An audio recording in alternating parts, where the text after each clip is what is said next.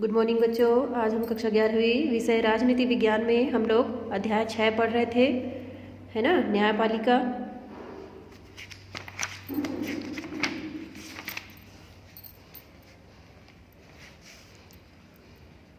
हम इसे पढ़ेंगे न्यायिक तथा दूसरा इसमें दिया प्रशासनिक, है ना। तो न्यायिक कार्यों के संबंध में उच्च न्यायालय को क्या है, राजस्व व उसके संग्रह और मौलिक अधिकारों के संबंध में उसे मौलिक तथा अपीली क्षेत्राधिकार मिले हैं। यद्यपि दीवानी के मामले उच्च न्यायालयों में आरंभ नहीं होते, तथापि अपवाद की स्थिति में वे इन पर क्या करते हैं, विचार करना स्वीकार कर सकते हैं। सांसदों, विधायकों या स्थानीय स्वायत्त शासी निकायों के सदस्यों के निर्वाचन को चुनौती देने वाली चुनाव याचिकाएं उच्च न्यायालय में प्रस्तुत की जा सकती है।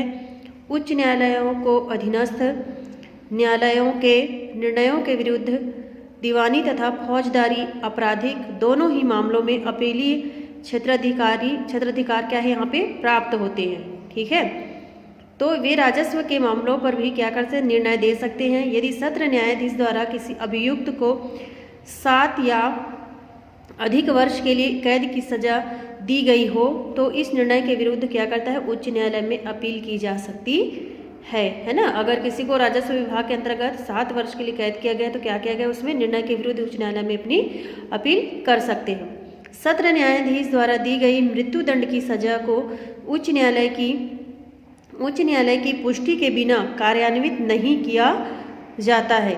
उच्च न्यायालय को अपने अधीनस्थ सभी न्यायालयों के अधिकरणों के निरीक्षण की शक्ति प्राप्त है। राज्य के समस्त न्यायालय और संबंधित अधिकरण उच्च न्यायालय के अधीन कार्य करते हैं और जिला तथा सत्र न्यायाधीशों की नियुक्तियों, पदोन्नति तथा राज्य की न्याय सेवाओं में अन्य नियुक्तियों के बारे में उच्च न्यायालय के मुख्य न्यायाधीश से परामर्श लिया जाता है। उच्च न्यायालय राज्य के किसी कानून या कार्यपालिका के किसी आदेश को यदि संविधान के प्रावधानों के विरुद्ध पाता है या यदि वह समझता है कि उनसे लोगों के क्या है, मौलिक अधिकार का क्या हो रहा है, यहाँ पे हनन हो रहा है ना, हनन होता है, तो वो क्या कर सकता है, उसको अवैध घोषित कर सकता है। प्रत्येक उच्च न्यायालय अभिलेख न्यायालय होता है। अधीनस्थ न्यायालय के लिए उच्च न्यायालयों के निर्णयों का पालन करना अनिवार्य होता है। उच्च न्यायालय की कार्यवाहियों तथा निर्णयों का उल्लेख नजीर के रूप में, है ना, भविष्य के सभी मामलों में होता है।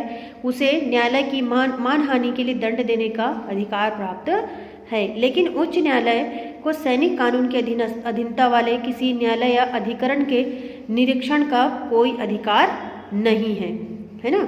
अब यहाँ पे हम देखेंगे अधीनस्थ न्यायालय में, ठीक है, तो न्यायिक शासन प्रशासन हेतु क्या है, प्रत्येक राज्य को विभिन्न जिलों में विभाजित किया जाता है ना, बांट दिया जाता है उनको। तो प्रत्येक जिला एक क्या करता है, जिला न्यायाधीश के अधीन कार्य करता है। जिला न्यायालय के मुख्य न्यायाधीश के परामर्श से क्या करता है, राज्यपाल नियुक्त करता है। मात्र उन्हीं व्यक्तियों को जिला न्यायाधीश के पद पर नियुक्त किया जा सकता है जो न्यूनतम 7 वर्ष क्या है, 7 वर्ष तक अधिवक्ता मतलब वकील के रूप में, है ना, या संघ या राज्य सरकार की सेवा में अधिकारी के रूप में कार्य कर चुके हो।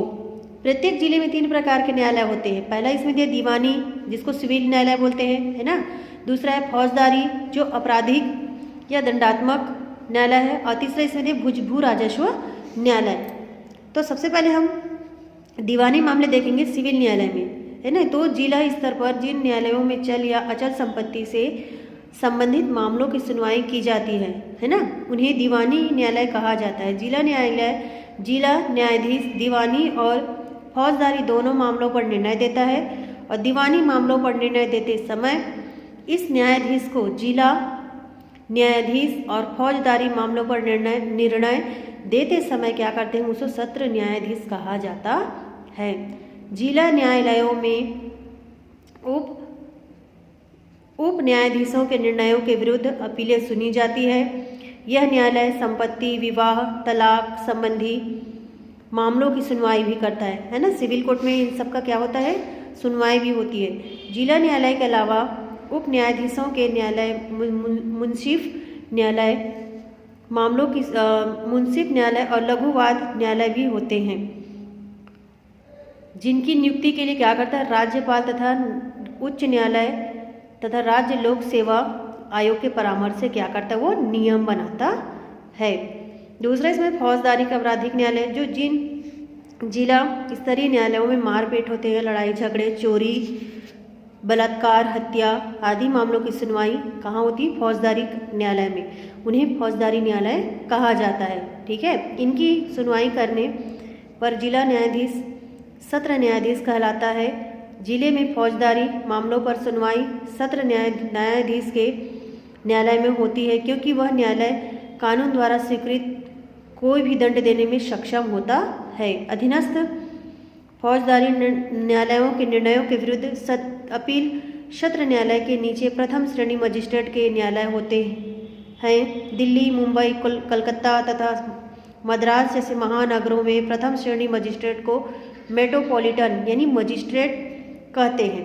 इसके अतिरिक्त द्वितीय तथा तृतीय श्रेणी मजिस्ट्रेट के न्यायालय भी होते हैं। जिला न्यायालय तथा अन्य अधीनस्थ न्यायालय उच्च न्यायालय के निरीक्षण तथा नियंत्रण में कार्य करते हैं। राज्य न्यायिक सेवा के अधिकारियों की नियुक्ति, स्थानांतरण तथा पदोन्नति पर उच्च न्यायालय का ही नियंत्रण होता है। राज्य न्यायिक सेवा में नियुक्तियों के लिए राज्य लोक सेवा आयोग परीक्षाओं का यहाँ पे क्या करता है, आयोजन करता है। तीसरा इसमें भू राजस्व न्यायालय, जिसमें भू लगान है ना, लगान संबंधी जो मामले होते हैं उसकी सुनवाई होती है इसमें।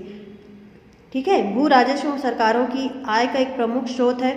भू राजस्व संबंधी न्यायालयों के शीर्ष पर राजस्व बोर्ड परिषद होता है। राजस्व बोर्ड के अधीन आयुक्त न्यायालय क्या करते हैं, कलेक्टर का न्यायालय, उसके अधीन तहसीलदार तथा नायब तहसीलदार का न्यायालय होता है। प्रत्येक जिले में भू राजस्व के लिए पृथक न्याय व्यवस्था होती है और भू राजस्व संबंधी प्रत्येक मामला क्या करता है, सर्वप्रथम तहसीलदार के न्यायालय में प्रस्तुत किया जाता है। इस न्यायालय के निर्णय के विरुद्ध जिलाधीश, कलेक्टर है ना, जिलाधीश कलेक्टर को जिलाधीश कहते हैं, या डिप्टी कलेक्टर उपायुक्त के न्यायालय में अपील की जा सकती है। डिप्टी कमिश्नर के न्यायालय के निर्णय के विरुद्ध कमिश्नर आयुक्त के न्यायालय में अपील की जा सकती है। और भू राजस्व संबंधी मामलों के शीर्ष पर बोर्ड ऑफ रेवेन्यू है, जो क्या है, अधीनस्थ न्यायालयों के विरुद्ध अपीलें सुनता है। फिर इसमें दिया है न्यायिक सक्रियता तथा जनहित मुकदमे। तो न्यायिक सक्रियता का अर्थ है सामान्य हित की पूर्ति के लिए न्यायालय द्वारा त्वरित गति से कार्यवाही करना। भारत में न्यायिक सक्रियता का मुख्य साधन जनहित याचिका या सामाजिक व्यवहार याचिका रही है। उच्चतम न्यायालय के न्यायाधीश न्यायमूर्ति V.K. कृष्णा अय्यर ने अपने निर्णय में यह कहा था कि न्यायिक प्रक्रिया की सबसे बड़ी सफलता तब है जब वह कुछ आंखों के आंसू पोंछ सके। इसके साथ ही क्या था, इस निर्णय में यह भी स्पष्ट कर दिया गया कि गरीब, अनपढ़ और अज्ञानी लोगों के मौलिक अधिकारों की क्या है, रक्षा के लिए उनकी ओर से कोई और व्यक्ति या संस्था भी न्यायालय से न्याय मांगने का क्या करता है, यहाँ पे वो अधिकार रखते हैं। न्यायाधीश के इस निर्णय के बाद मुकदमों की बाढ़ सी आ गई, जिसमें जनसेवा की भावना रखने वाले नागरिकों तथा स्वयंसेवी संगठनों ने अधिकारों की रक्षा, गरीबों के जीवन को और बेहतर बनाने, पर्यावरण की सुरक्षा और लोकहित से जुड़े अनेक मुद्दों पर न्यायपालिका से हस्तक्षेप की मांग की यहाँ पे, है ना। और न्यायपालिका ने अखबार में छपी खबरों और डाक से प्राप्त शिकायतों को आधार बनाकर क्या कि उन पर भी विचार करना उन्होंने शुरू कर दिया। इस तरह न्यायपालिका की यह नई भूमिका न्यायिक सक्रियता के रूप में लोकप्रिय हुई है और कुछ प्रमुख जनहित मुकदमे जैसे आगरा प्रोटेक्शन केस, तिलोनिया के श्रमिकों का केस, बंधुआ मजदूरों की मुक्ति, है ना, पर्यावरण सुरक्षा है, औद्योगिक प्रदूषण है आदि से न्यायालय ने लोकतंत्र की रक्षा के साथ साथ क्या किया है, नागरिक अधिकारों की रक्षा को उन्होंने क्या किया है, सुनिश्चित किया है।